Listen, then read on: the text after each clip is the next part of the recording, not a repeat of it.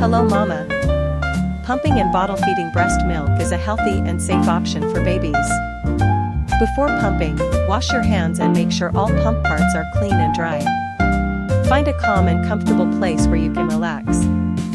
Relaxation helps milk flow more easily.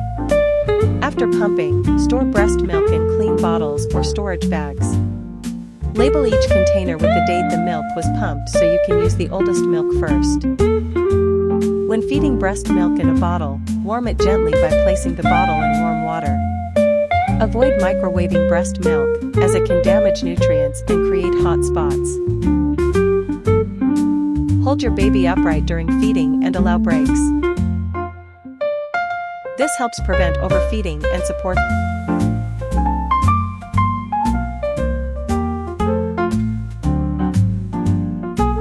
digestion.